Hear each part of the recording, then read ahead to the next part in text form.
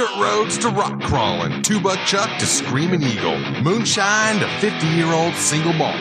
We talk about it all here on Wheelin' Wine and Whiskey with your hosts, Jason and Chris.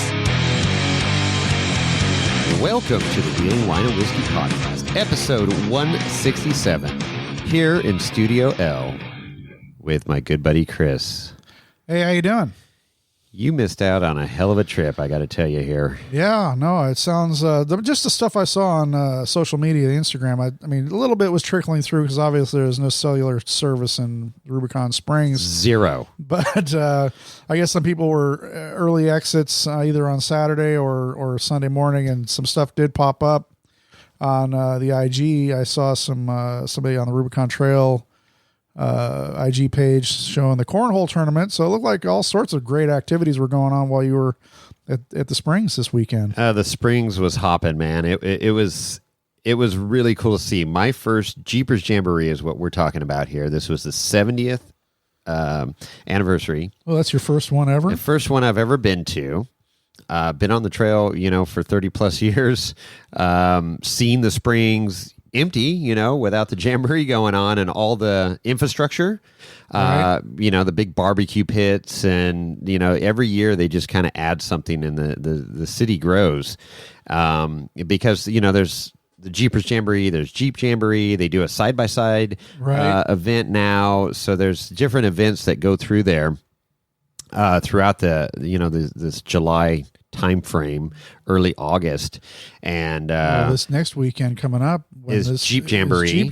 So. Yeah, and they got a side-by-side this week event. So it is crazy. It's super cool, but we'll get into some of that. It's going to take a couple podcasts to get up to speed here, but we're fresh off the trail.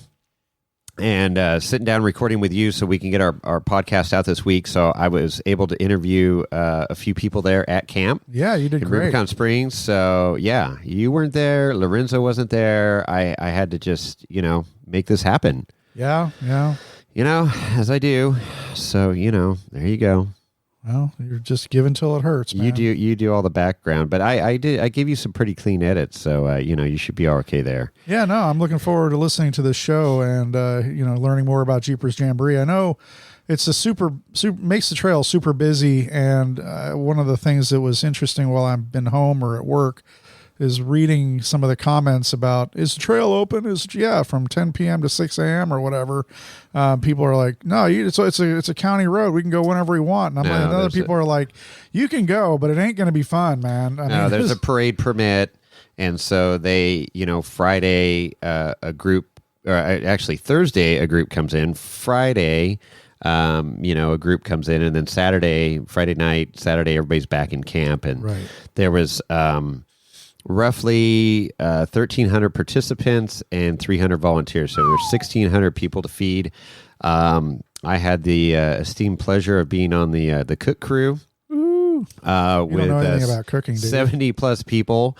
It was a blast. I mean, it was a lot of work, a lot of fun. The camaraderie with that group is unbelievable. And there's people that have been doing it for 25, 40 plus years on the cook crew. So there's some great stories. And I only learned a handful of real names. There was a lot of nicknames that everybody had.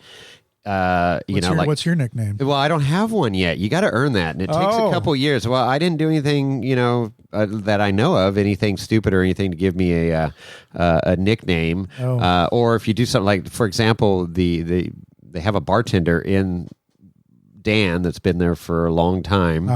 I learned his real name, but he also is known as Mr. Fizz. So he's the bartender. Mr. Fizz. Hey, Mr. Fizz! There's a full bar in the kitchen. Why am I not surprised? I know. Well, so they used to have a rum runner, and another interview I got, it kind of talks about it, but they used to run to the bar and, get people's drinks and stuff. Well, it was kind of far and took time, and so they said, well, why don't we just put a bar inside? So Mr. Fizz took that over. So just an example. So wait. So there's a bar just for the cook staff? Yes. Holy crap, I'm going to be there next year. You can serve yourself, or there's plenty of people besides Mr. Fizz that will keep your cup full if you want. So what were the selections of bourbon? I mean, anything? Oh no, you had Jack Daniels. Oh, I mean, you got Jack, Stoli, or Sky. They had Sky vodka. They had Beefeaters and Tanqueray gin. Okay. Not a gin guy, but Bacardi. They had a spiced rum, the Captain Morgan. So they had the staples. The staples were there. You had orange juice, cranberry, pineapple juice. You had your tonic water. So you had your, and then of course you had your sodas. You had 7-Up and Coke. So, there was plenty there, and then there was some random stuff would show up. Like there was a bottle to make old fashions with. Oh, okay. So I did it a wasn't couple highfalutin, but there could be some highfalutin. Oh, it was good, but some people would bring tequila. Tequila was flowing. Some of those people, the tequila sunrises in the morning. I did not touch the tequila, but tequila is not our friend. I did a screwdriver in the morning. So Dan, Mr. Fizz, he brings over ice cream. Okay. And he's got vodka, and then your favorite, the peanut butter whiskey Screwball. Oh, no. And so I'm watching him. So he's basically making like these mudslides. Sure. In the morning. So he'll blend up, and he got a new blender this year. He got like a good Vitamix blender because I guess he burned the one out last year. Is this a gasoline powered one? No, it's electric. Whackery whacker, whatever they call it. So he'll make up a blender full and walk around the kitchen filling everybody's cup. And then, but the great one was Saturday morning. He did gin fizzes, so that's how he got his name, Mr. Fizz. Okay. And it's a tradition in our family that my uncle started is gin fizzes on Christmas morning. Sure. And I'm not a gin guy, but you don't taste the gin in a gin fizz. It's got orange juice and. Just a little bit, just enough hair of the dog to wake you up. Yeah, and really good. So he did gin fizz. I'm like, oh, this is like Christmas morning here in the Springs. So anyway, there's so many stories, and it's good times. But so there was pasta dinner on Thursday night, and then breakfast, lunch, and dinner on Friday and Saturday, and then Holy breakfast smokes. Sunday. So all those meals are getting hand prepared, fresh, hot, and handed out for to 1,600 people. That's quite the operation. The logistics, man. I mean, just truck all that or haul all that stuff into the Springs, and then keep it chilled, obviously. Yeah, and then prepped and cooked and served. Holy smokes! Yeah, and then haul the trash out. Yeah. So, so Saturday night is the biggest night because all the rock rollers, all the people that work the trail, that live out on the trail for a few days for the event, come into camp. So your mechanics, there's a mechanics shop right there in camp. Okay. But there's mechanics out on the trail and stuff too, staged at Buck Island and all that. So all those people come in on Saturday, so they get to enjoy, camp and all the festivities and the entertainment and everything. So sit in the river, float around, get cooled off, get cleaned up. Exactly. So Jeepers Jamboree is not just for Jeeps. No, Jeepers Jamboree is not a strictly It's run what you brung. There's all kinds of different vehicles. There's some really cool stuff. I got to see some classic old CJ5s and stuff that have been doing that trail on this event for years. They've got all the badges of honor, the stickers, Jeeper Jamboree stickers, the Jeeper Jamboree dash plaques and everything. So It's like a history book. And you're looking at these rigs and I mean, you could just appreciate it's a rough ride coming through. They're not on, King coilovers and link suspension and stuff. They're on some, clapped out 1950s, 60s springs and those MDT tires or whatever. And then there's a bunch of old Willies, super cool to see. And then of course there's your JL crowd with their windows up and the latte maker going and AC. Roll the windows down, enjoy the mountain air. Listening to some smooth jazz as you're cruising over the Rubicon on your 40s. With your tons and 40s. Cappuccino. Yeah, there was some really neat rigs to see. What was the most over the top one you saw? Most over the top one? Well, there was some custom builds. So there was like this one guy had a 5 started out as a CJ5, stretched it so it was like a Scrambler or CJ6, All right. and then put a Jeepster grill on the front, and it was pretty cool. It was this bastard child Frankenstein of rigs, but it was cool. There, and then some of the Willys, just the old classic Willys. There was some super clean ones, and then there are the ones that were just run over the trail for years and just put fuel and oil in them and just keep them going. Were there like rigs that didn't have roll bars with the windshield folded down? And I see those guys going up some of the waterfall climbs and stuff with basically a lap belt, no roll bar, windshield down, and they're just going, and I'm like, man, it's yeah. It's crazy, but there's a lot of traditions that have been going on in camp, and there's just certain things that stick.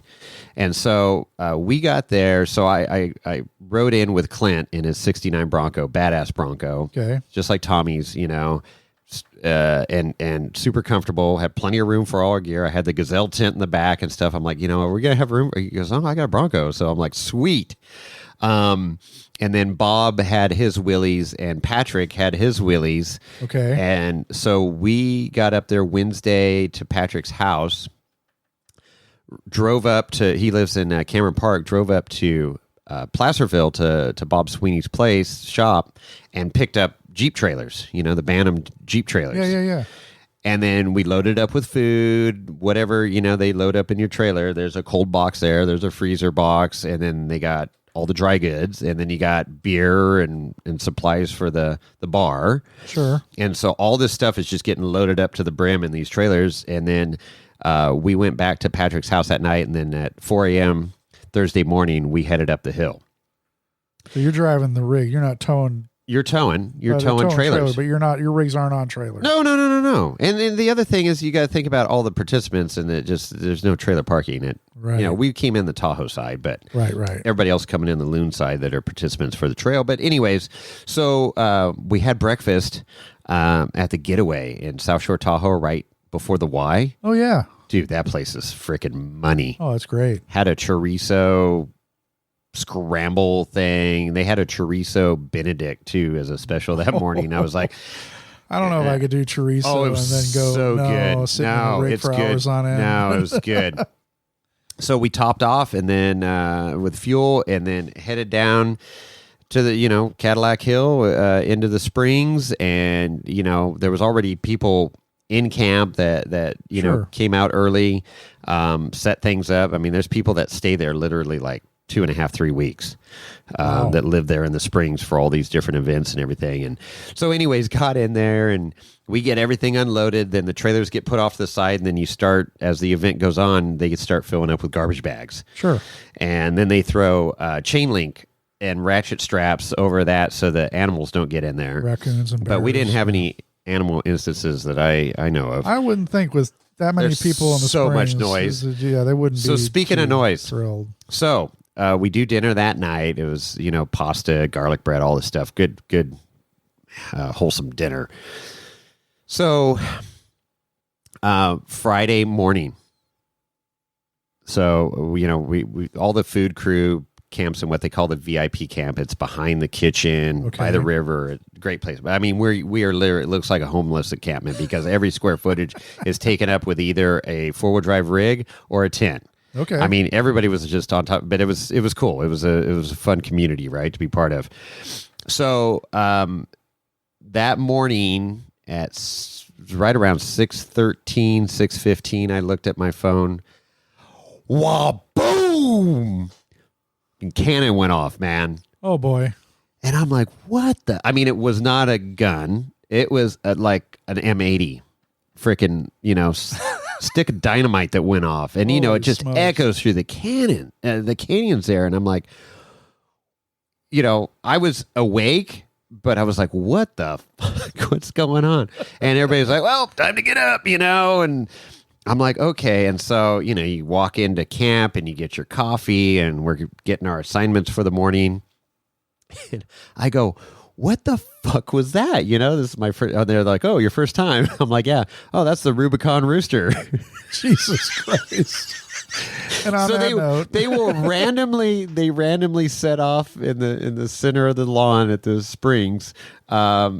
Just random, whatever time they decide to wake everybody up is when they do it. And you're getting up no matter what. And they said, well, you're awake. I mean, the one guy said he slept through it. I call bullshit, dude. It was like a bomb.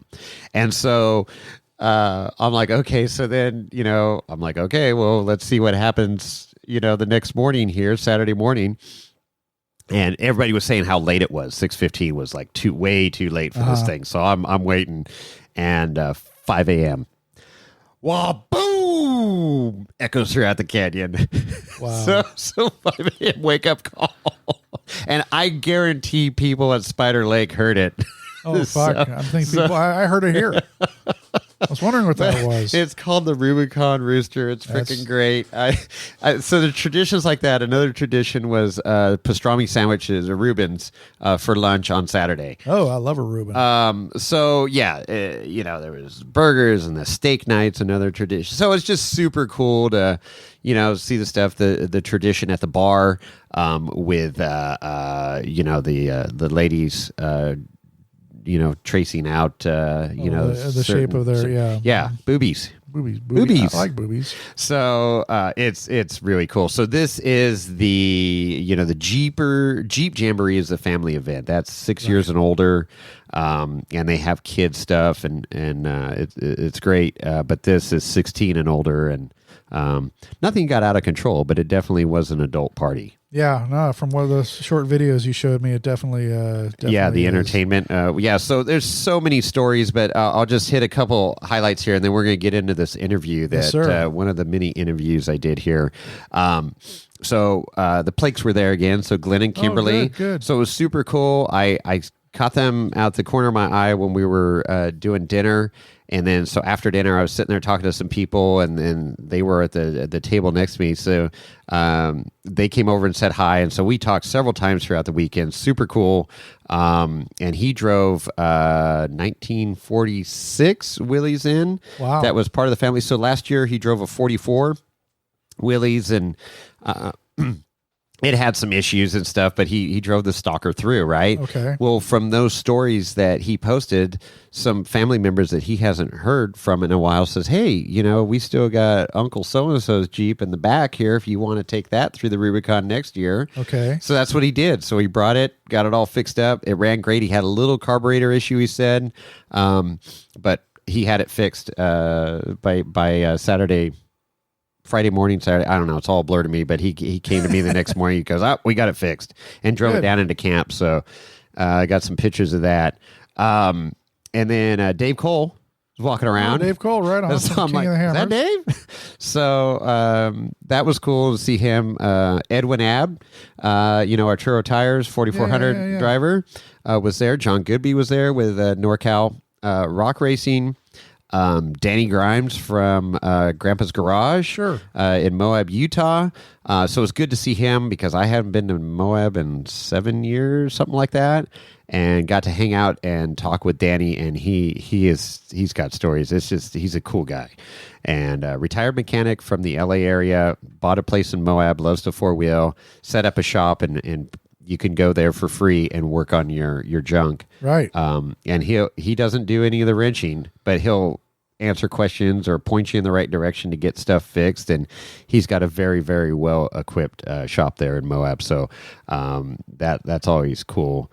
So it was just, and then a bunch of friends and stuff I've met over the years of four-wheeling. And the who's who. It's a big event. And some of these people have been going there for, years. I mean, it's just a tradition. They just make it happen. So, one more final thing. Let's see. Tor, T-O-R. Met this, there was the Norway Jeep Club. Really? Yeah, so him and another guy from Norway were there. They had a rental. He called it a rental Jeep, but they have brought their own vehicles in the past, had them shipped over and ran. That's isn't that crazy? Yeah. That's Norway. Yeah, no shit. I mean, that's what do? You don't throw it on an airplane. You got to put it in a shipping container and plan way ahead of time. And so if you're listening, Tor, I hand you a sticker and stuff. I hope you had a safe trip back to Norway. Yeah. Probably still on his way. Raul Gomez. Oh, yeah. Yeah, he was there at the corner of the bar. I go, oh, shit. So it's fun. Just, That's their backyard right there. Bunch of people. More stories. Helicopter probably brought him in. Yeah. There was some funny, so many funny shirts that people were wearing and some stickers and stuff on rigs. I mean, we could do a whole podcast on that. Oh my gosh, what do I got here? Oh, there's one shirt that said, we broke up, but we could still be cousins. Shit. And then, of course, he had the Reagan shirt, I smell hippies, King of the Hammered. But there was some Malt Disney was another one that had a bunch of whiskey bottles. Oh, perfect. And I'm like, and it was like the Walt Disney logo. Sure. And I'm like, oh, that's freaking great. I handed him a sticker. I'm all, nice shirt. Here's a sticker. Good. So anyways, yeah, it was super, super fun. Good stuff. So again, I'll just continue on next episode because we can go on and on about this thing. But let's get into this interview. So I've known this individual for quite a few years. Known her father for a long time. Family friend of us there, Ben Bowers. So we interviewed Charlene Bowers. Yeah. So super cool. Finally we've only been doing this podcast thing for a little over 3 years, and I've tried to get her on for the past 3 years. So sure. Yeah. Our paths finally collided. I told her, hey, I'm going to be at the Jamboree. We got to sit down. So she has the Ladies Offroad Network. Yep. So she brought out 9 ladies, I believe, 9. Ladies that have never been on the Rubicon before. So she educates them on, what to expect, the mechanics of the vehicle, all these different scenarios that you would come across off-roading. And her whole goal is to, these women that have the desire to go out there in their own rig, is give them a safe place to fulfill their bucket list item of doing the Rubicon. Sure. or tackling other trails or just general off-roading. Right. So they'd been preparing for this trip and getting their rigs ready and all this stuff, and then they got to come in and do the trail, and they made it in with 0 issues. Great. So it was cool. So got to sit down with her Saturday morning after breakfast, and got to meet the ladies, and it was fun. So let's go ahead and play that interview, shall we? Yeah, let's roll it. Welcome to the Wheeling Wine and Whiskey Podcast, and I have a special guest here today. We are on remote at Rubicon Springs at the Jeepers Jamboree 2022. Charlene Bower is with us from the Ladies Offroad Network, Bower Media. Goes on and on. It does go on and on. Long-time off-roader. I know your family really well, your dad, Ben. And so anyways, let's hear a little bit about you, and then we'll get into this Ladies Offroad Network. Oh my gosh. Well, first of all, thank you very much for having me on the show. As always. I appreciate you very much. And what a more beautiful spot to be sitting in talking about wheeling and whiskey. How great is this? Yeah. We're in the Mecca. We are in the Mecca. We are in the granddaddy of all trails, the Rubicon Trail, the Rubicon Springs, on the granddaddy of all events, the 70th anniversary of the Jeepers Jamboree. And we just finished the history lesson with Rick Morris. There's so much history sitting here, and we are now sitting here as part of history, which is also pretty rad. Absolutely right. Yeah, this is my first time at the Jeepers Jamboree. I mean, I've heard stories, I've had friends go and stuff, and holy smokes, what an eye-opening experience. Okay, so I'm going to throw it to you then. Yeah. What's your first impression? What do we got? So first impression, so I'm part of the food crew, so Yep. I got fully immersed into this thing. And so we loaded up the trailers Wednesday night, the Jeep trailers, hauled them in from Tahoe side on Thursday afternoon, and this place was absolutely packed and electric, right? And we did dinner that night, and the line didn't stop. I mean, there's over 1,000 people. I heard there's somewhere around 1,600 people, meals that we're serving, 1,600 meals. And I like to cook, but holy smokes, it's overwhelming. Yeah. You know, when you just, everything going on. And the history is super cool, too. So I've been running this trail for a long time, but, to see this all come together, and it fully delivers on what people, say about it. Yeah, the team at Jeepers Jamboree is a special group of people. They dedicate all of their time to doing this. and take time off of work. Like, it's not really a paid gig. No, This is something they do for the love of the sport and the love of what's happening. The directors are all part of it. They've bought in to make sure that this property remains ours so that we can continue to have these events. And I was chatting with the guys last night. I'm like, I can hardly wait to be on the 100th anniversary trip. And they're like, heck yeah, let's make it happen. I'm like, well, it will happen. It's going to happen, and I'll see you there. There you go. I love it. Yeah, it is. It's a passion.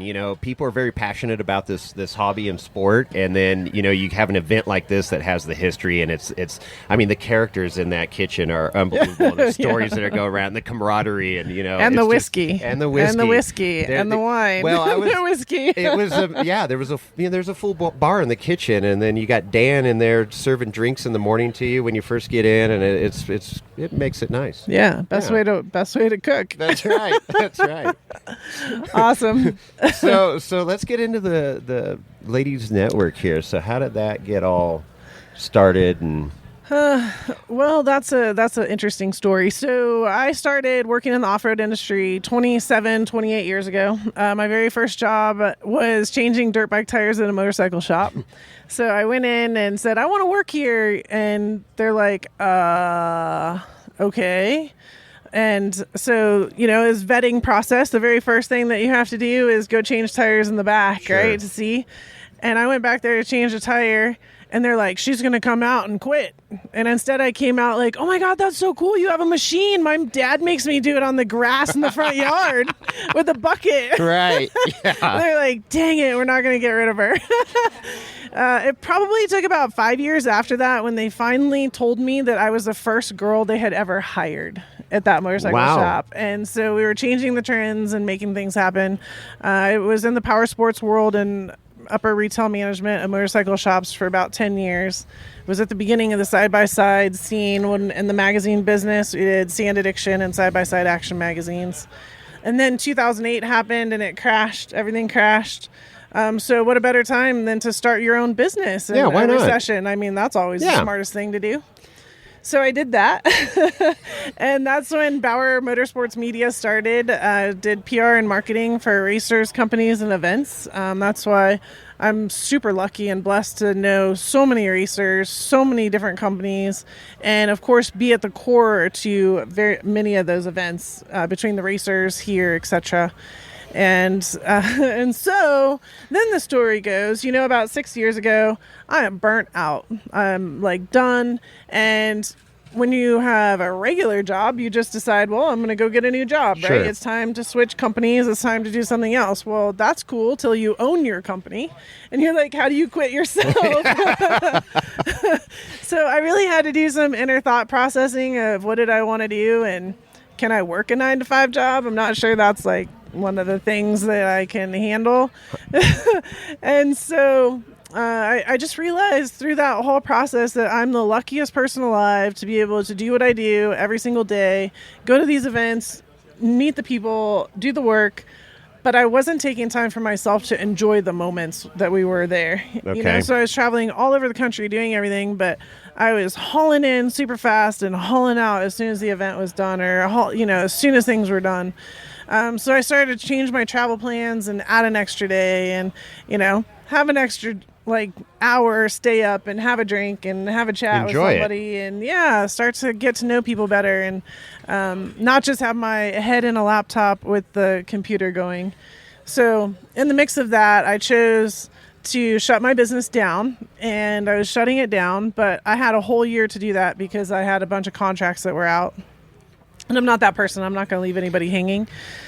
So I was shutting the contracts down. So money was going down. This is that economics graph that you saw in college that we never paid attention to. This was clearly the day I missed. So I shut all my contracts down and the money was going down. And at the same time, I'm like, there's now a movie called the Yes Day or Yes Year. Well, I did that way before the movie. It was cool. And said, okay, anything that comes my way, I'm going to say yes. Where before I was too busy or I had to do this or I had to do that or I had to take care of a client. And now I'm like, yes, yes, yes. So BFG Tires, always a huge supporter of mine. They came to me and said, well, we have this event that we just took on as a prime sponsor, 36 Hours You Worry. Do you want to be our pro team? And I'm like, yes. Bad plan. Should have done some research. And then they had another event that we had won the year before here in Reno. And they're like, will you do that again for us? I'm like, yes. And I'm like, cool. And so they got 2 yeses, and I'm like, my friend just started this new event, and it's brand new. It's an all-female thing. It's a rally type thing. I'm not really sure what it is. It's called the Rebelle Rally. Will you support me in that? And they're like, yes. And I'm like, yes. Getting... All right, this yes thing is working. Yeah. So then I needed a co-driver with each one of those events, and they're all strategically different. And I said to myself, if I'm feeling this way in my own job, in my own business, other women feel this way too. And so I put the challenge out. The very first ever Ladies Offroad Challenge came out.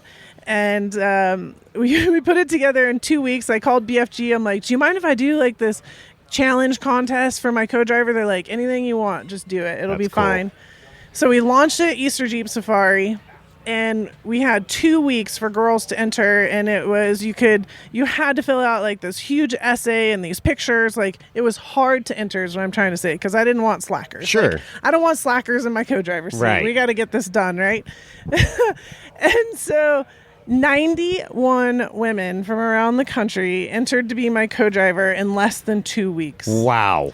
And that was a big deal. That's huge. That was a huge eye-opening moment for me, and pretty much the industry saying, whoa, like, we know girls are here, we know they're around, but here is like this punch of boom, here they are.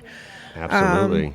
So luckily I had a process in mind, because really I only wanted 10 people to enter. Yeah, how many did you think were going to enter? I'm like, well, as long as 10 people enter, I can find 3 that have enough vacation time to hang out with me. Like, that's what it came down to, right? So luckily I had a process in mind, and we went through the process. We ended up switching out the event that was here in Reno for trail emissions. So it's an ABC special if you want to go look it up, trail emissions. Then we had the 36 Hours You Worry, which was 36 hours in North Carolina, building bridges, doing winching, all kinds of crazy. We ended up second in the pro class. I'm like, super proud. And this is with a lady that just, it's you listening. It's not anybody, like, with this pedigree of off-road. Yeah, thank you for the words. Exactly. Like, there's nothing like that. It's just somebody that entered and wanted to do it. And so we did not sleep in North Carolina in the middle of the night. There's a video on that too. It's pretty hysterical. There's like these patches of blackness while I patch us into the next day, and it was us in the tent being delirious because we were so out of it. But yeah, we took second in the pro class, and then the Rebelle Rally came, and we took first in the very first ever Rebelle Rally. That's great. So super proud of all those. And in the meantime, between that, again, I'm shutting my business down. Barbara Rainey calls me, and towards the end of the year we start doing contracts for the following year, and I'm like, hey, I just wanted to let you know I'm shutting my business down, and if you don't mind, just don't tell people to call me. Yeah It's just really hard to say no. So if you just like stop them before they call, that would be really cool. And she's like, Charlene, you just need to breathe, you just need to take a minute. I'm like, no, I've been breathing, I don't need to take a minute, we're shutting this thing down. Like, I don't know, I'm gonna go work at Cold Stone in their marketing department. Like, that was my goal in life. Okay. Yeah. It's just down the street from my house. I love ice cream. Corporate. I'm like, if I can sell tires, I can sell ice cream. Heck right? yeah. It sells itself. So anyways, 2 weeks later, she calls me, and I'm just thinking she's calling to see if I'm breathing. And she calls me back and says, so I'm calling on behalf of the Off-Road Motorsports Hall of Fame, and you've been nominated as the rising star in the industry category. My gosh.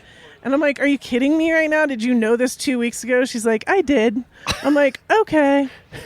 So that was an interesting moment. And I got off the phone and called my parents, and my parents are rad, and we'll talk about them in a minute, right? But I make them get on the phone together because they don't communicate, right? Your parents probably don't either.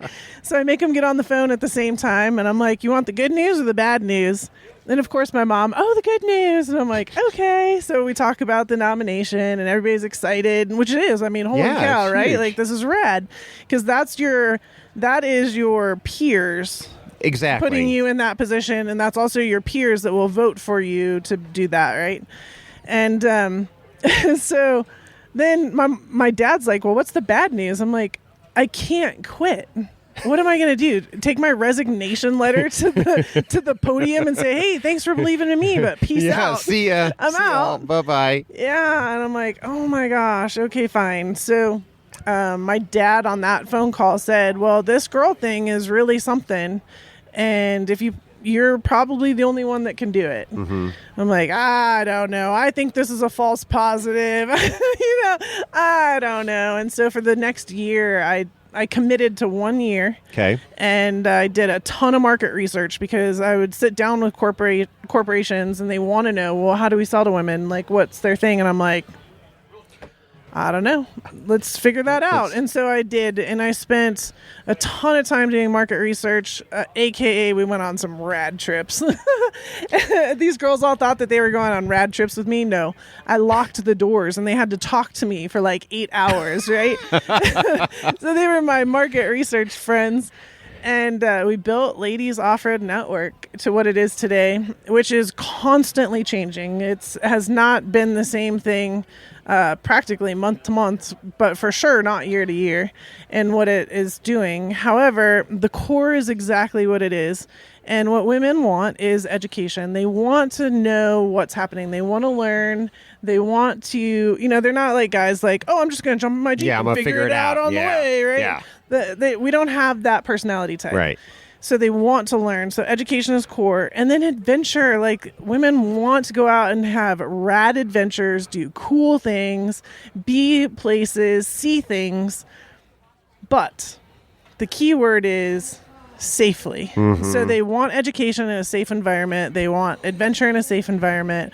So that is what Ladies Offroad Network provides at the 100%.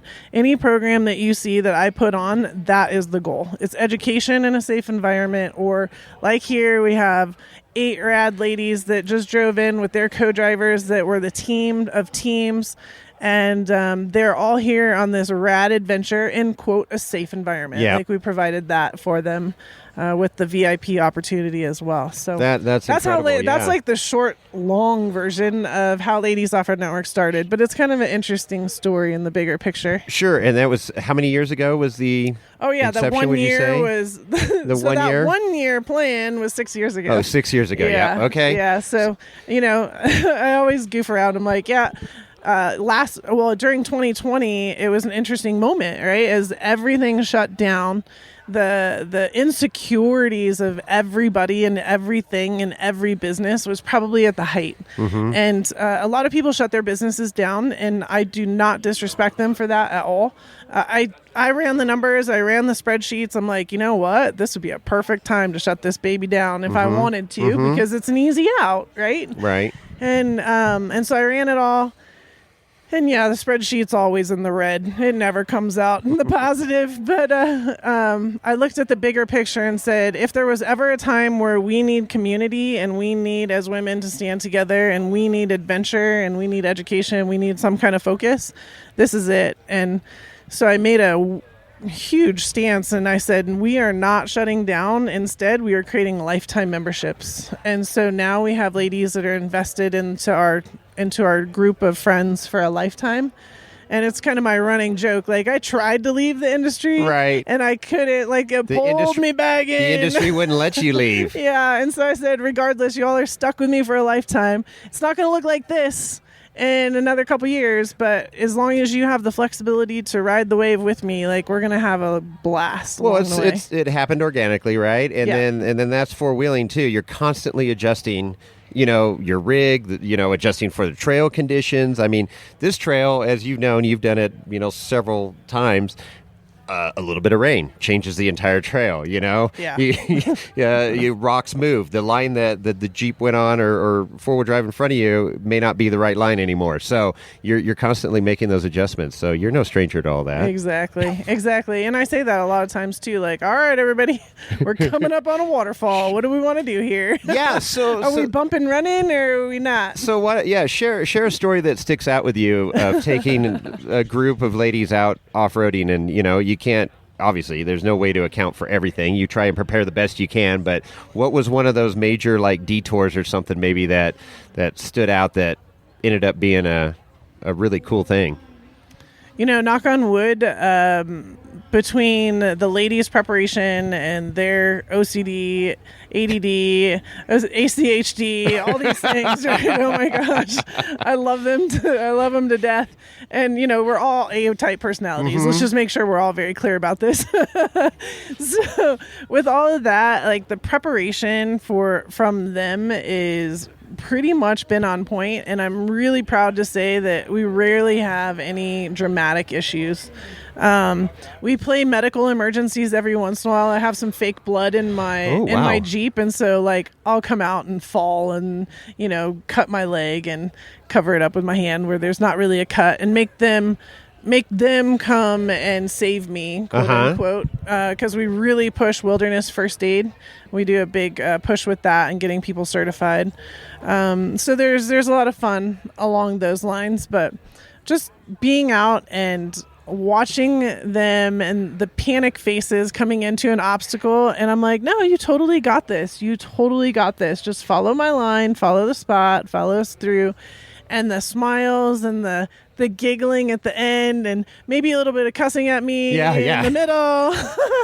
but the end result is always like, oh my gosh, I just did that. And I'm like, yes, and you just proved to yourself that you can do it over and over and over again. I have confidence in you, but that vehicle and their skill set, they're building confidence in themselves every single time. So my job in some ways, and some people like it, some people don't, is to it's pushing you past your comfort zone. Have to, yes. My job is to push you past that comfort zone, so that then when you go out on your own with your group of friends, whatever, and you're sitting in here, you're like, psh, I got nothing. This. Yeah, I totally got this because I understand everything. And one of my more rewarding moments is when the girls call me on a Monday, or afterwards, or I get a picture, or sometimes they're calling crying, but not usually. But it's like, hey, you know what? I did this, or I told the spotter where I wanted to go. Perfect. I told them what line I wanted, and said, this is what my Jeep can do. Put me on this line. And where everybody else was having a challenge, they climbed right up it. I'm like, that's the full win for me right there. Yeah, so going back to that where, you come up on an obstacle and you've got a newbie wheeler that's nervous, very nervous. They're nervous of breaking their rig, one, and two is like, I've never done anything like this before, right? Mm-hmm. And so I get to experience that with our safety clinic year in, year out, and it's so cool. I love it. I mean, it's super rewarding for me too, but it's you take a different approach with each person and rig, right? You can't, there's no carbon copy. It's like, oh, what I told her is what I'm going to tell the next one. No, right. You got to kind of gauge what their level is on that anxiety level. If they're super freaked out, I'm like, hey, just shut off the Jeep for a second. Let's just talk about this. Here's what we're going to do. Here's how this is you're going to hear rocks hitting underneath your rig or whatever it is. So kind of prepare. That's a thing. That's okay. Yeah, it's okay. That's what those it's skid good. plates are. Exactly. That's what you paid all that good money for, those skid plates. Exactly right. Exactly. But it is. It's having to adapt. And so I'm sure you've, over the years have learned a lot from seeing these different situations and how people react to them. Yeah, and the pro tip that I'll give everybody right now is drink a ton of water. Yes. Hydrate. It sounds silly, but drink a ton of water. We've been using those hydration packs now, the IV packs, which are pretty cool.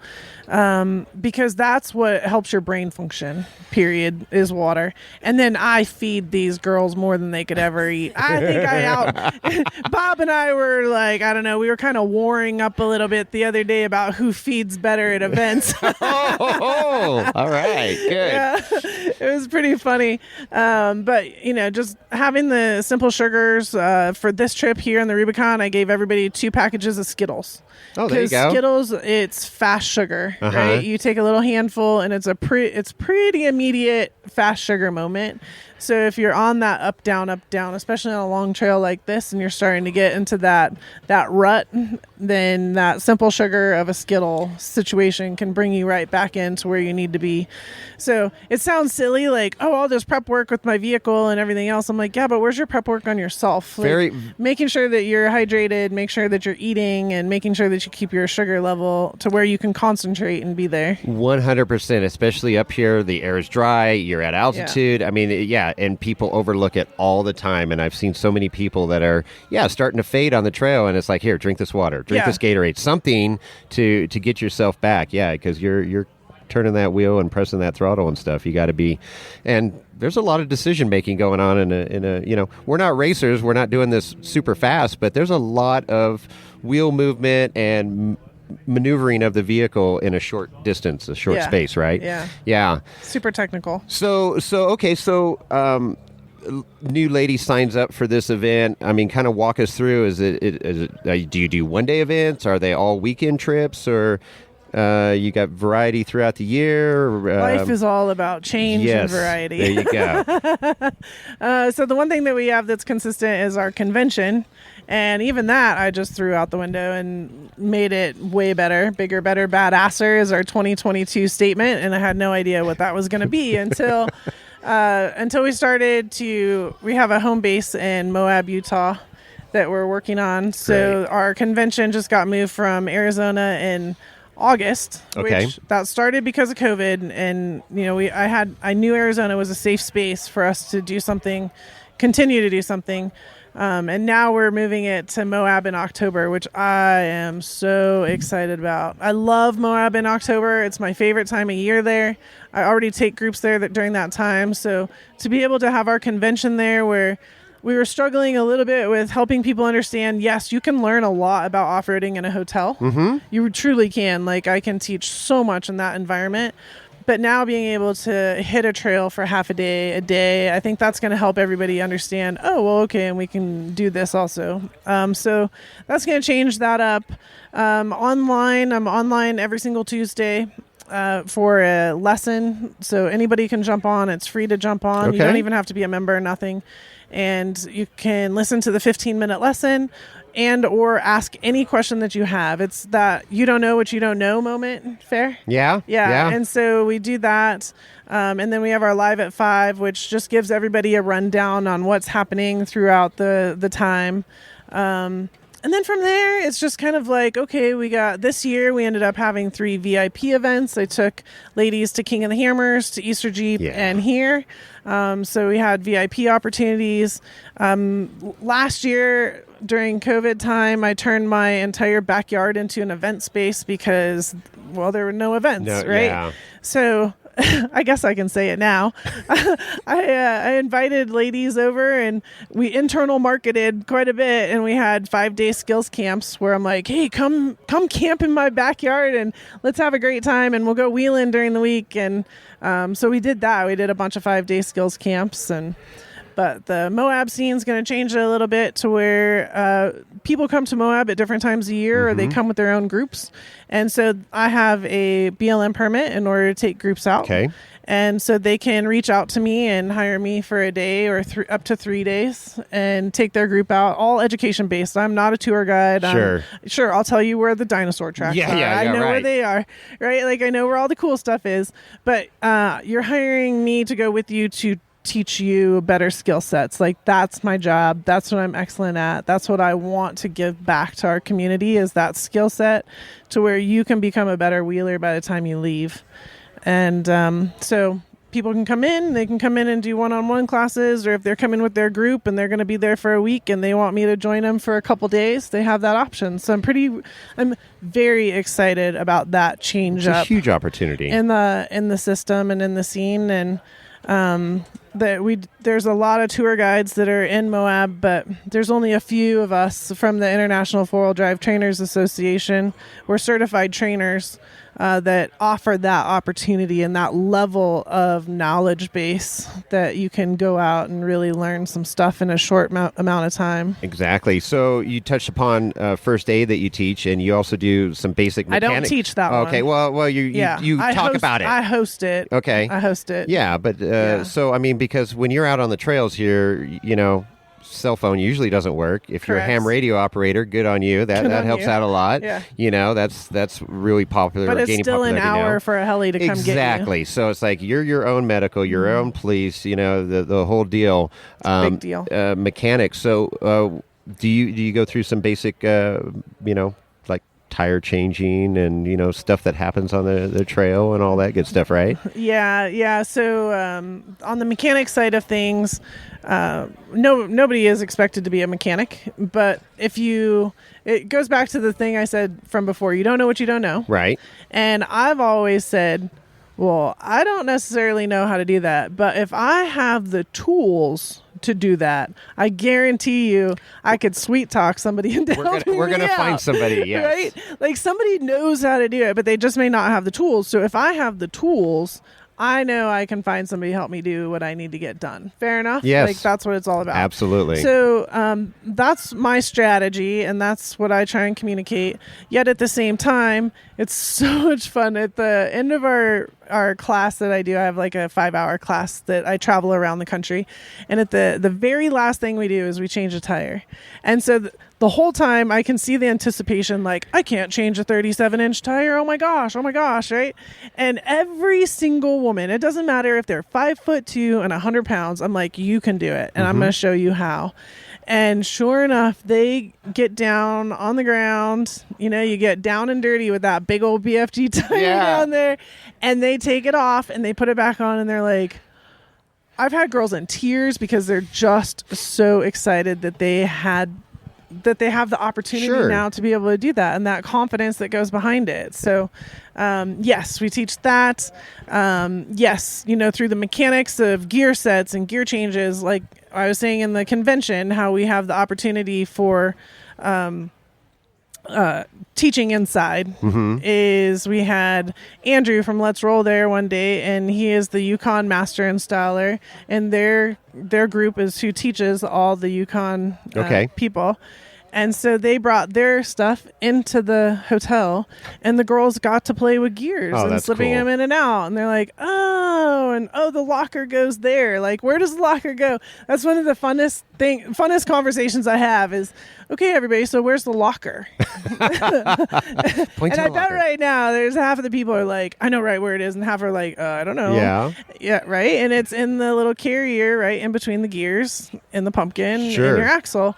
And you just don't think about things like that and how it all engages and disengages. And so those are the conversations we get to have all the time. And how it benefits you off-road, right? Yeah. So when and why. Yeah. When and why. Exactly. And that's the other part with girls. Like, we want to know why. We're like 3-year-olds. Why? Right? And so they're all nodding. So even the girls listening, they're like, well, yeah. So we want to know why. And that's also my teaching method is I'm going to tell you not only how to do it, I might tell you how to do it right now really fast because we need to get it done right now. Sure. And then we'll come back to the why. But this is the portion of the pie where it's like, this is your why, and here's how we do it. That's great. Yeah, explaining the basics there and everything. And it's, another aspect is, when you're learning how to four-wheel off-road, it's like you put somebody in one of these, $90,000 Jeeps out here that are fully set up, lockers, 40s. You're not going to learn to really four-wheel very well, because those are point-and-shoot vehicles. If you can start out with something and build it up and learn, and then when you get that locker, you're going to really, truly appreciate it. It's like, yeah, this is money well spent, and that winch, that first time that winch, you winch out your friend or you have to use it to recover yourself. So it's always nice seeing, you talk about all the rewarding aspects of when somebody goes out and conquers an obstacle and all that, and then that other part of it is seeing them build their vehicle up and just empty every pocket, which Jeep stands for, right? You get to that point and it's a blast. Yeah, the JK market really changed things a lot. When the JK market came out, out, and the aftermarket finally caught up with it, right?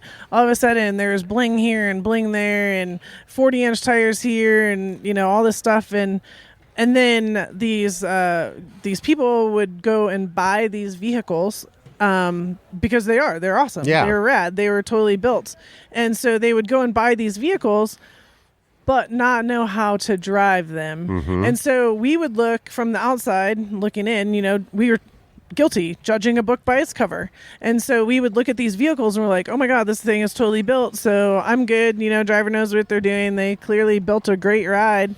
And then they're like, smash, smash, smash. I'm like, oh my God, okay, we don't have a driver. Pump the brakes, yeah. So we got to catch the driver up to the vehicle now. Yes. And so that's been a lot of fun through that JK market. And then just having the opportunity for Jeep to sell such a capable vehicle, and for Bronco now to be selling such a capable vehicle, which, pro tip, if you're looking at a Bronco, do not get the stay bar disconnect. Must have. And then, we always have our Toyotas out there. We got a lot of Land Cruisers that are coming out. Sure. I'm starting to work with a bunch of ladies and guys that have the Subarus. I mean, that's so much fun to get little vehicles through like big the Outbacks rocks. and stuff? I'm okay. like, oh, you want to do that? Okay. Well, you're looking at the ground clearance, yeah. Yeah, totally looking at ground clearance. I'm like, well, this will be fun. This will take a little bit longer, but we can do it.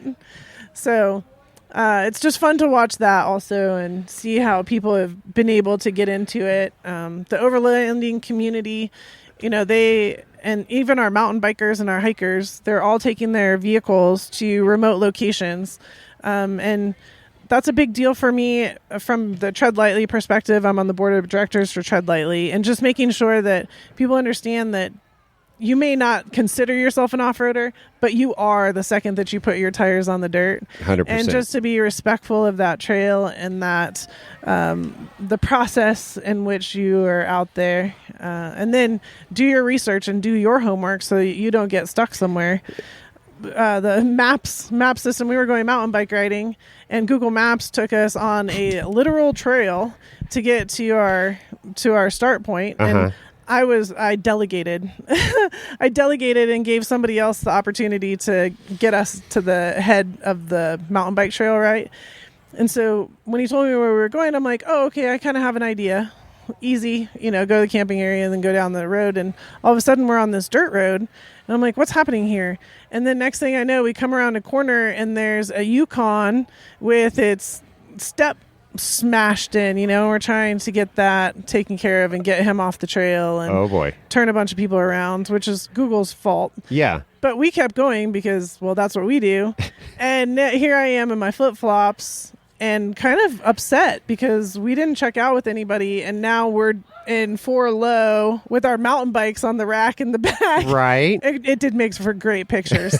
But, here we are doing our thing. And so you can get yourself into a lot of trouble really fast also if you're not paying attention, doing any kind of outdoor activity. So that's also a big pro tip. Huge. And that's, the good and bad of all these very capable vehicles coming out. I mean, we're seeing it with the side-by-sides now. Somebody can go out for $20,000, $30,000 and get a way capable, darn near race car-esque vehicle and have zero knowledge of what this thing can do or what kind of danger you can get into. Yeah. And there's definitely a need for education in all this stuff. And you go out and buy, hey, I got this 4-wheel drive van, I want to get off to go mountain biking or whatever. Right. Yeah, you like you say, 100%. When you hit that dirt, you need to know what's going on. And yeah, I just heard there's a couple states that are putting into action for the side-by-side community where they have to go through an online class to get a quote really, permit to drive type thing.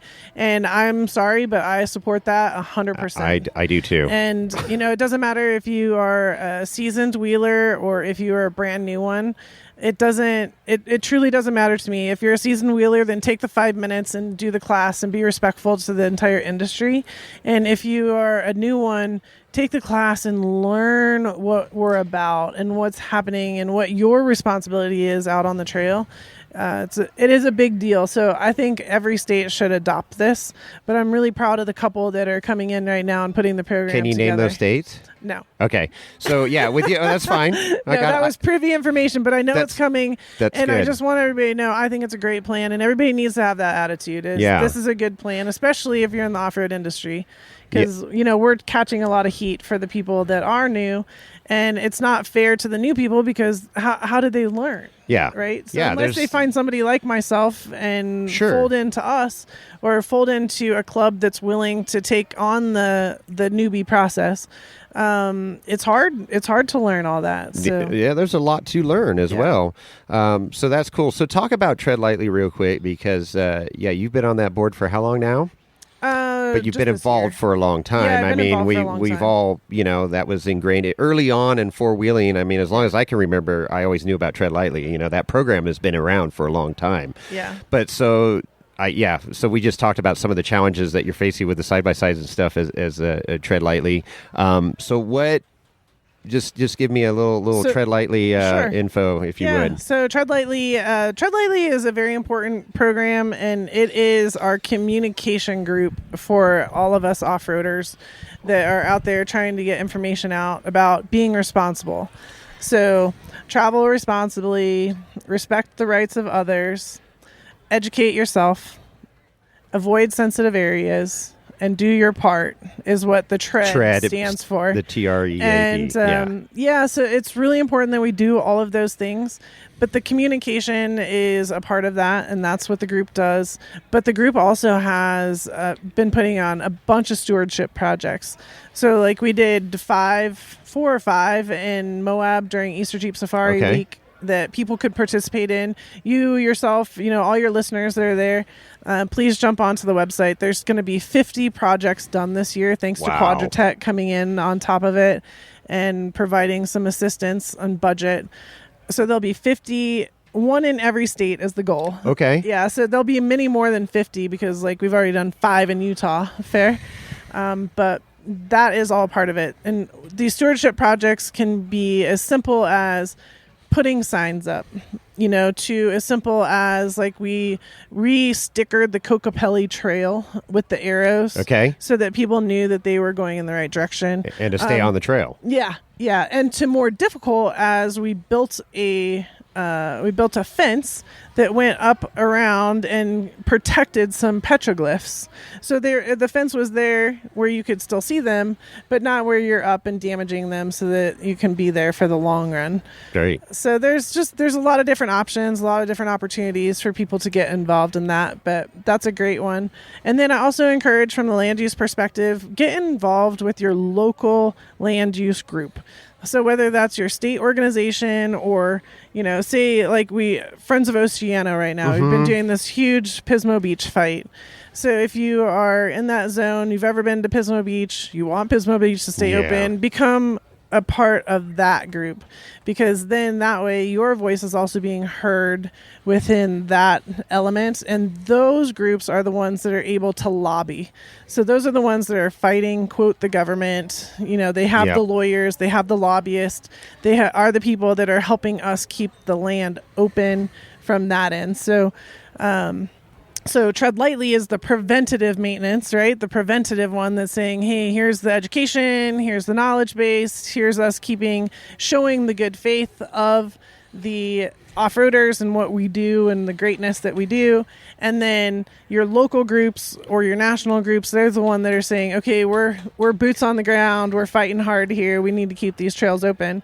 ORBA is our business association one. It's really strong for us because all of us in the industry understand if we don't have trails, we don't have a job. No. We don't have a business, right?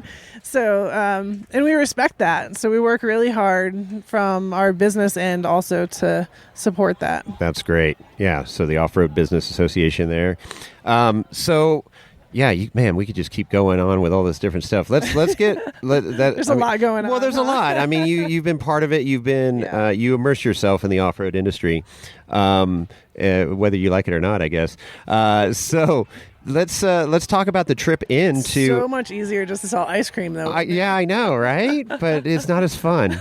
You wouldn't have the stories, Charlene. I would not have the stories. You would not have the stories, I have the stories. and how many millions of friendships developed out on the trails and all that stuff. I'm so lucky. I tell everybody that comes around, like, I'm the lucky one. Right. I'm the lucky one because I got to meet you. I got to hang out with you. I got to watch you grow. Like, I'm the lucky one at the end of the day. It's rewarding. Yeah, like you say. So talk about the trip into the Rubicon here for Jeepers Jamboree 70th. So give us some highlights of your group coming in and how that all went.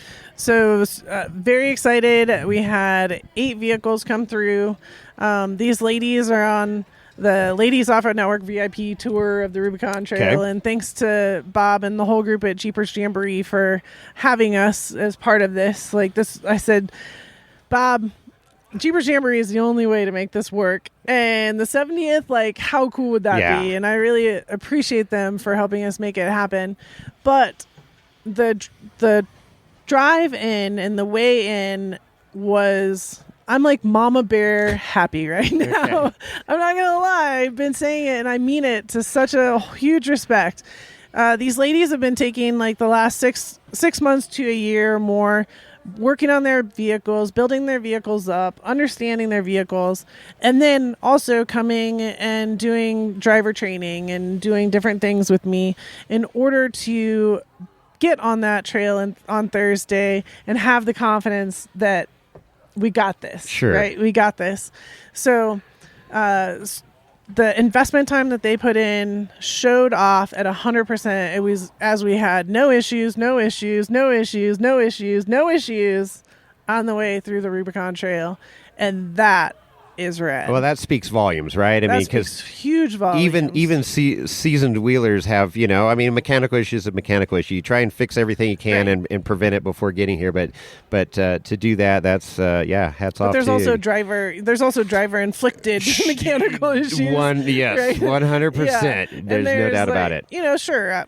We all backed up a couple times. Who cares? That's what you do. Like you save the equipment. That line didn't work. Yeah. Let's take this line. Like we all did that a few times. But to really get anybody into, there was no pickle moments. There's no like butt pucker. Well, I'm sure there was a lot of butt puckering. Speak for yourself. But just smooth sailing, a great trip. The rock rollers out there were rad. I had little packets of lifesavers that I threw out at them. There you go. I got 8 ladies behind. They're filling their bucket list right now. Thanks for helping out. And we made it in. We left the spillway at 7:30, and we had a nice casual day. We got to Spider Lake and got to hang out there for about a half hour, 45 minutes to an hour. Just put our feet in the water, eat your lunch, settle down. We got into camp. And we pulled into camp. I'm like, okay, everybody park and grab a drink. Yeah, perfect. Let's celebrate. Yeah, so everybody parked really fast. We had a drink and we had a huge celebration cheer, which was, and you made it in before dark. Oh, we were way before dark. So we did that. We came down to dinner. I said, I think the next thing is food. Let's go eat. And then we won't stay for a long time. We'll just eat. And then we'll go back to camp and we'll set camp up. Okay. And everybody's camp, everybody's tent, everything was set up before dark. And that, again, speaks volumes for this group. Like, they kept on a great pace and did the job. That's awesome. Yeah. Wow, that is so cool to hear. Yeah. So this is, thumbs up. So this was your first time bringing the group through the Rubicon at right? Yes, the first time bringing a Ladies Offroad Network group through the Rubicon. We had a couple people that wanted it. They had it on their bucket list. And, I listen. I always listen to people. So I'm like, oh, you want to do that? And then I start looking around. I'm like, okay, this is how we're going to do that. How can we make this happen? Do this. Well, I'm Charlene. Hello. Yeah. Like, we can't just do it normal. We got to do it, like, rad.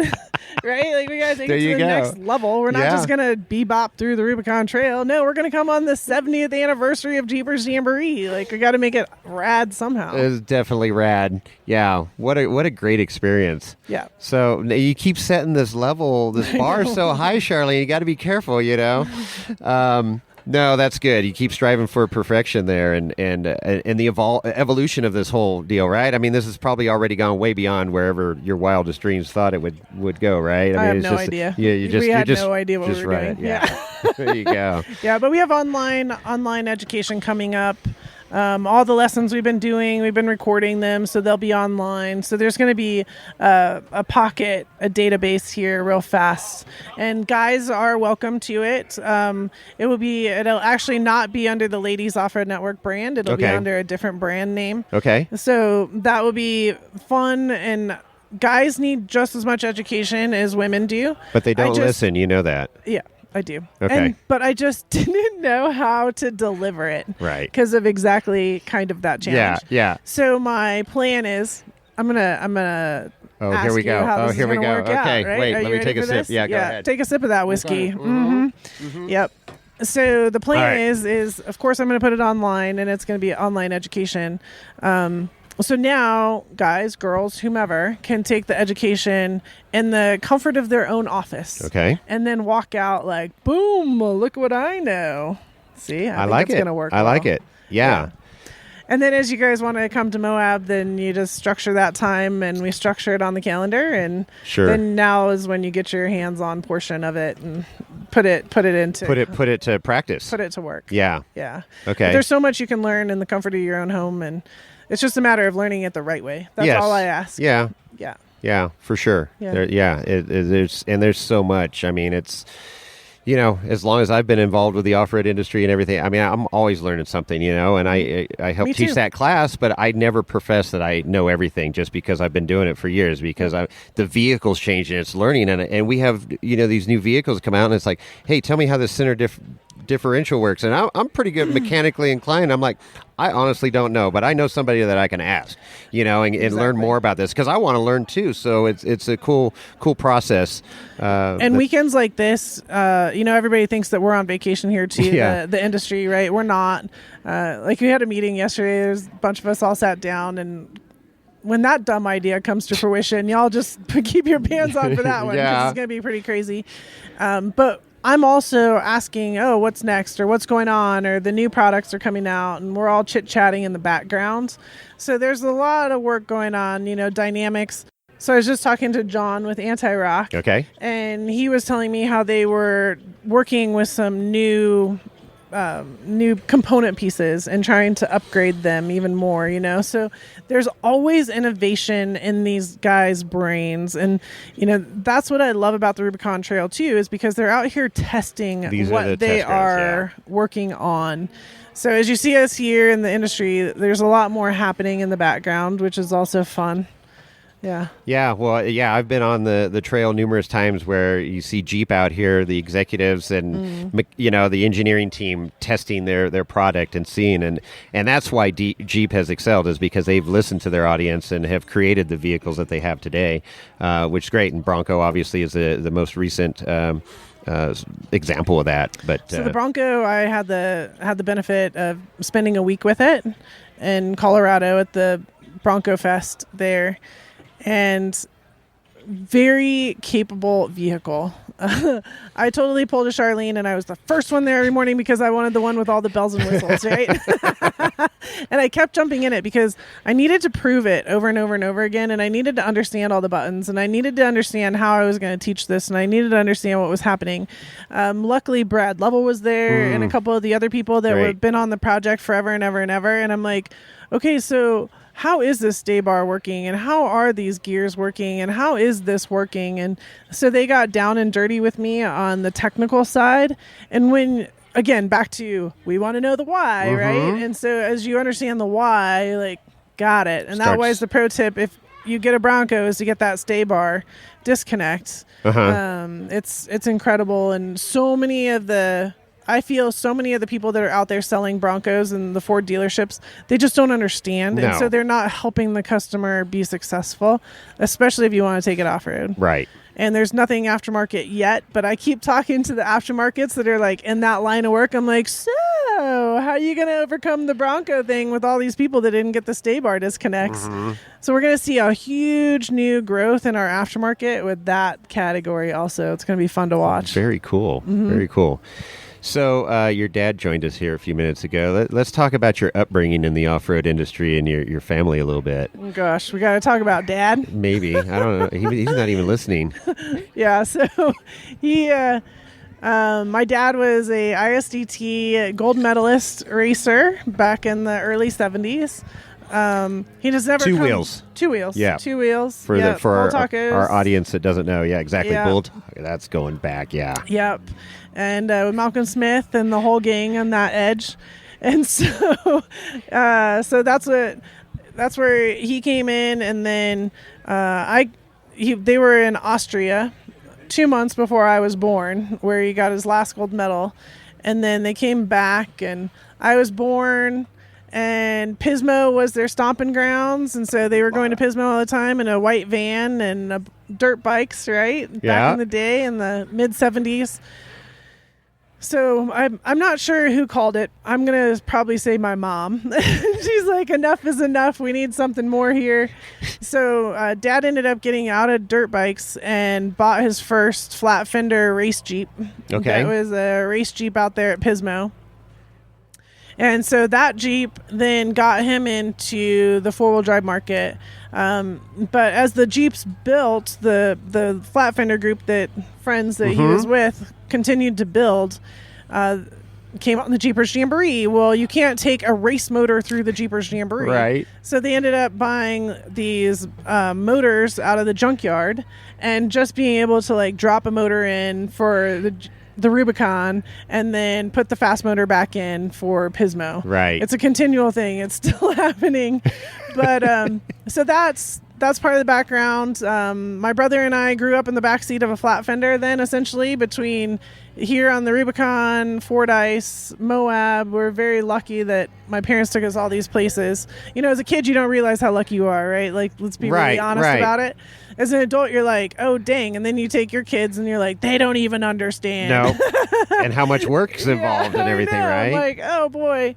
So then we outgrew the backseat of the flat fender. Right. So Dad kicked us out and we got back onto dirt bikes. So dirt bikes was our mainstay for a long time. KTMs, and we would do 500 miles in a weekend in the Reno, Nevada desert area. So that was our big deal for a long, long time. And then I really didn't get back. You know, Dad still had his Jeep. He still did Jeepers and did Moab and everything. And throughout my career, I didn't really come back into the four-wheel drive market until I started my business in 2008. Oh, really? And that is when I got pulled into King of the Hammers. So I was number 3 with King of the Hammers and helping get that set up. And then that whole thing just spiraled me right back into the four-wheel drive market. So I've had buggies, and I'm the fastest girl at Backdoor 2 years in a row. Yeah, that's quite the title to have. I was going to say, that you might want to be careful who you share that information with. Yeah, that's Greg awesome. Mulkey from Raceline loves to introduce me like that. And the fastest girl at Backdoor. And I'm like, oh my gosh, really? Do we have to go there again? That's great. So if you know, you know. If you don't, look up King of the Hammers, please. Don't judge me. No, exactly. What year was that? Is there video? Wow. What I want to know. There's definitely a video. Okay, I got to see that video. Yeah. I have not seen the video. Google it. It's all over YouTube. There's a few different ones that are out there. Fastest girl at Backdoor? Yeah, Charlene Bower, Backdoor, King of the Hammers, something like that. Okay, all right. We're going to look that up. And so then I got back into the four-wheel drive market that way. But my parents continued to come. This is... Yeah, how many on and years? off, 45th or so year that they've been on the Jeepers Jamboree. Flatville was a thing. My parents were like the headliners of that. My mom made the big sign, so it would go across the trail, and it was Flatville. So all the flat vendors would park Jeeps, together and hang out together. And there's always a big show on Saturday afternoon, like right now. And so that was cool. And this is the first time the Flatty hasn't come in. He brought his LJ, but the luxury rig. Yeah. I'm like, you're really gonna like that AC though. Yeah. See, he's nodding his head. Yeah, the big tires and the AC really make it nice. Yeah. But. So they say with age comes the cage, which happened with your dad. Now with even more wisdom and age, it comes AC. Yeah. So that's good. Yeah, but very very awesome. I was explaining to some people in the line last night while we were waiting for dinner. My dad really gave me like the technical skills. He's super smart, super intelligent, building all kinds of crazy things. He has a workshop in his garage, and he just goes out and mills stuff, and then he polishes it. Yeah. If you know, Bling. again. Yeah. And I also got my procrastination skills from him. And I also got my crazy packing skills from him. But my mom is also a major role in, being a part of this. And I look at all the ladies that are co-drivers on these trips and having a great time. And especially as a kid, my parents never let us come on this trail. Really? Ever. We were never allowed on Jeepers Jamboree. This was their trip, their thing, their thing. My mom loved it because she didn't have to cook, right? Right. Got to go on vacation and didn't have to cook, didn't have to do anything, just had to help set up a tent, and here they were having a good time. But my mom is a crack up, and she's running around having all kinds of fun. And so I didn't actually come on the Jeepers Jamboree until I was in my 30s. Really? And I came in an Ultra 4 car. So all I had was like a small duffel bag and a sleeping bag. Right. And then, There's no room. The rest, and a couple coolers, of course. Yeah. You gotta have your liquid beverages. And ice so cold. they're like, who is that Charlene? So it lasted like 3 hours. And then, of course, every day, I saw Charlene doing this. I saw Charlene doing this. Like, they would get full reports on me. I'm like, come on, people. What happens on the Rubicon stays on the Rubicon. For the most part. Yeah, right. Yeah, it's pretty funny. Yeah, well, the first night we got here, came down to the bar, and luckily I told him when I saw him in the morning, like, hey, I was at the bar last night. They're like, yep, we got all kinds of reports this morning at breakfast that you were at the bar last night. You can't hide. That's great. But I love it. But that's the family atmosphere here to Jeepers Jamboree. And if you haven't been on this trip, you need to make it a bucket list. You need to make it a goal. It's sold out in 1 week for the 70th. It's an anniversary year. That does not mean that's happening next year, but I would definitely understand when that date is to sign up and get yourself on task with it, because you need to come and experience this. If you've never done the Rubicon Trail, this is the way to do it. Yes. And then the camaraderie and the friendships that you meet and the people that you're on the trail with in front and back of you. It's a little bit of a parking lot for sometimes. So meet some people. Yeah. Hang out in the river. Have a beer with somebody. Meet some people. Guess what? We all have one thing in common, and that's we don't mind getting dirt under our nails, and we love to be off-road. Well, and the camaraderie is key word. I mean, the years, 70 years of this event, and I mean, there's people that have been, every year they don't miss it, right? And seen, and then there's a lot of new people here this year too, myself included, and it's so cool. And you immediately, when you get into camp in the Springs, it feels right. It just feels right. And I mean, spectacular place like we talked about here, the river. People are in the river behind us, and got cornhole game going on right now, a little vendor show going on, getting ready for lunch like we just finished breakfast a little bit ago. You do not go hungry on these events. No. You rotate your schedule around the feeding schedule. You're correct. You pretty much do. That does dictate everything. So, and there's such a ton of history here too. Yeah. If you do some pre-work before you come, you can put some things together. If you get here and you want to go on a hike or something, there's plenty of people that can point you in the right direction. Ask somebody; they will tell you. Go check this out or whatever. Yeah. We had our history lesson this morning here, which is always fun. And the 60th, Rick Morris, right? Yep. At the 60th, Mark Smith was still alive, and so we had Mark Smith here speaking. It's just incredible. And, I say it sensitively, but we are losing a lot of our history in these years right now from the beginning of when the Rubicon Trail started and Jeepers Jamboree started.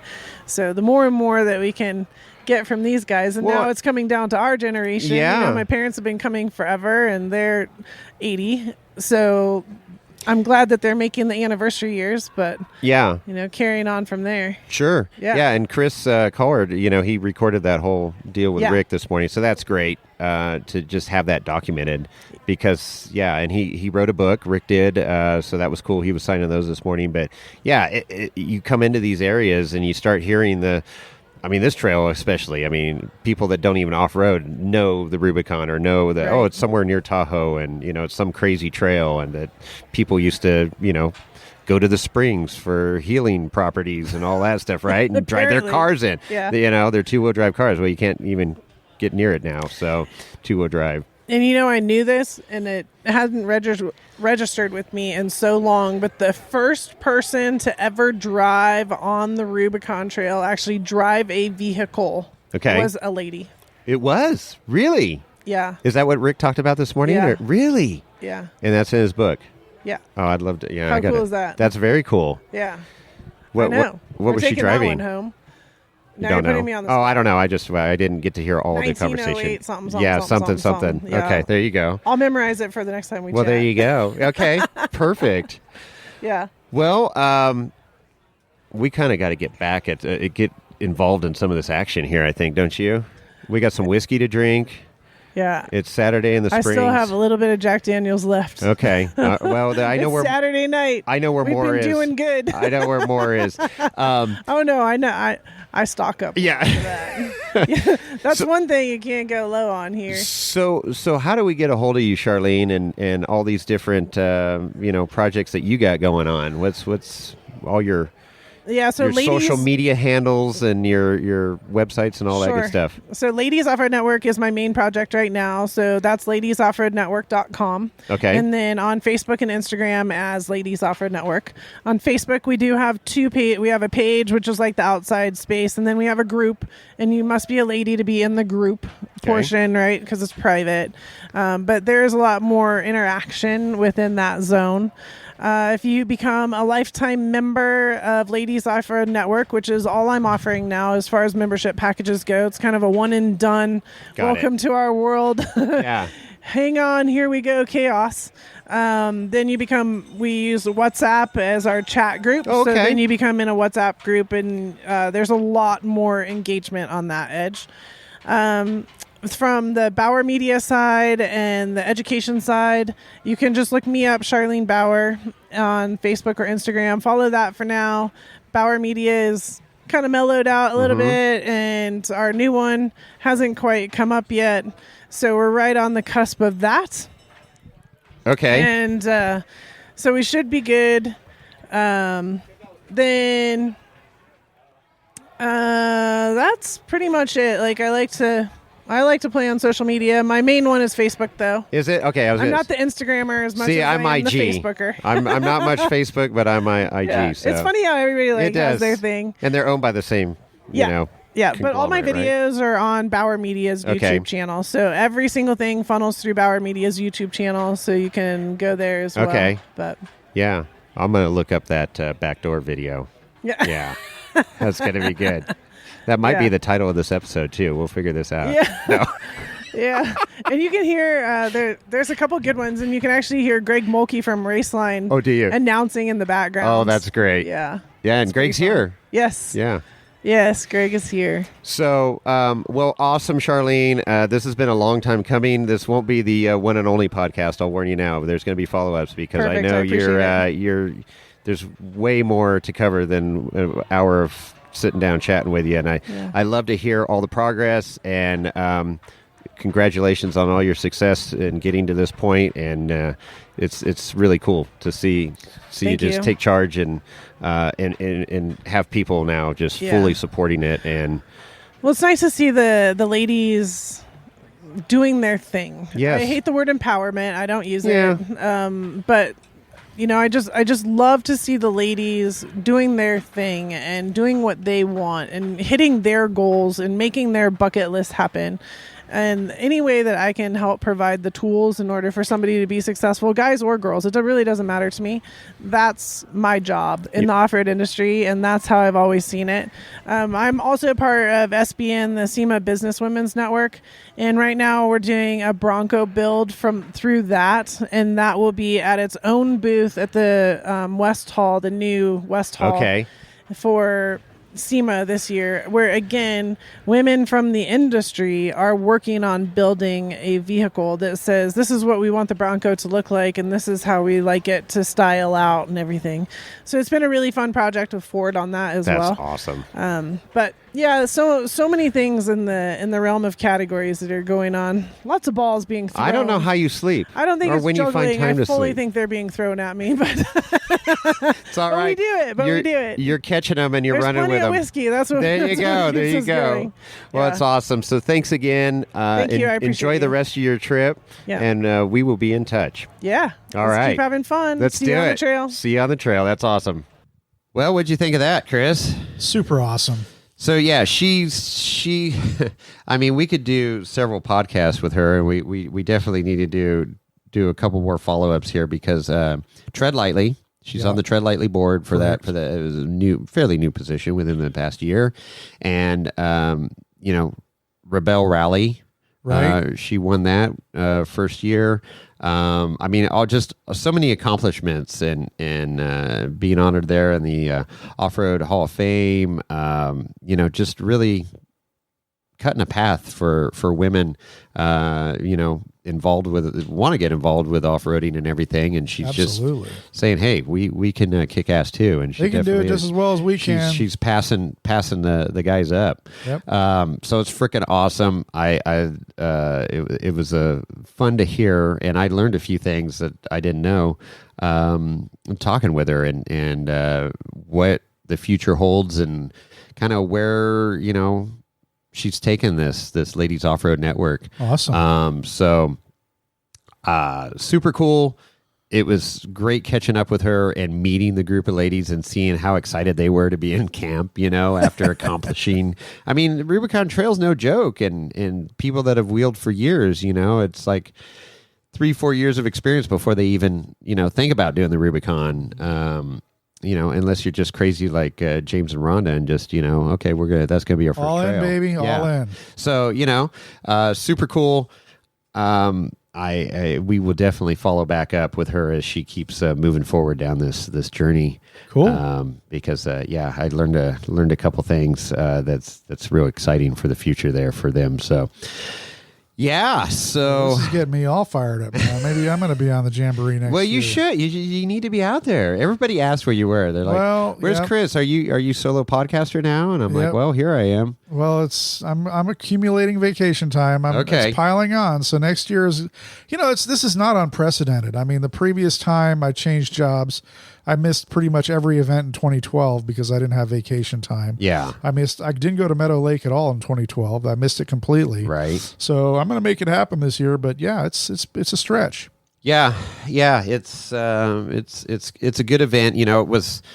I've been wanting to go for years, and it just finally lined up. Patrick goes, "Hey, we could probably get you in on the food crew if you want to do it. You work your ass off, but it's great." And so I'm like, "Yeah, sign me up."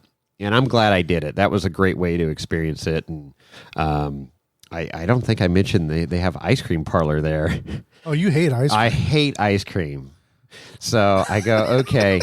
I'm like, no way. So the Rotary Club does the ice cream there. And all these, and we interviewed Bob Sweeney, so that'll be the next episode, I think, here. But, he talks about how all this money that's raised, all the tips at the bars and stuff, and the ice cream bar and all that, go back into the American Legions there, and they did 49 scholarships for students. That's super cool. Yeah, so it's a great feel good thing. All right, you're having a freaking blast, and the money's going to a great cause, and I don't know how many maybe thousands of dollars in cans, aluminum can recycling, because I know at least 2 Jeep trailers got filled up with aluminum cans. Were they crushed at least, I hope? Somewhat.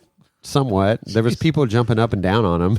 Wow. So, but anyways, so yeah, ice cream, hot fudge sundae. Well, I was going to ask, were they Sundays and just hot fudge sundae with whipped cream, cherry on top, nuts. You get strawberry, you get caramel, and then they had a secret adult sauce, which was probably vodka that could or be something. interpreted in a lot of different ways. Yeah, so it kicked up the Sunday pretty good. Nice.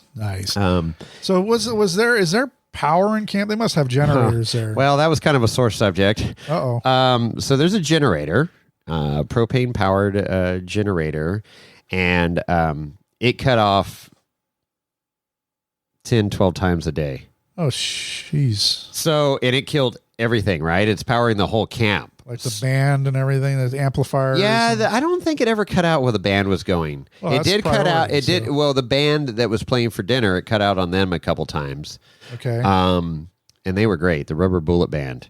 Rubber Bullet Band. They were all string, guitar, banjo, bass. Cool.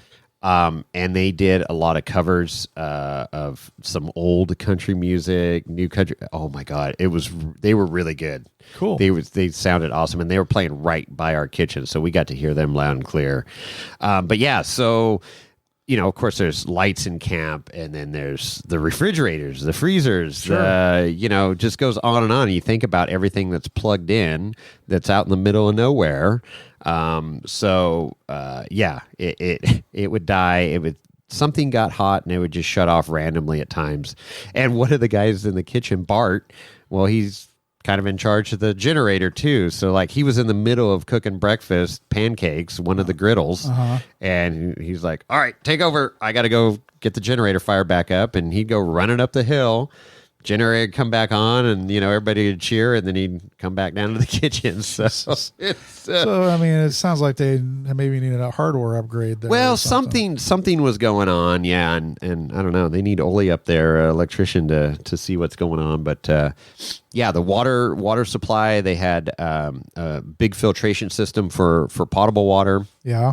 And then, we had this big dish cleaning station. I mean, it was full commercial, 3 sink, soap, rinse, and sanitation. Right. And then all that was moved this year away from the creek.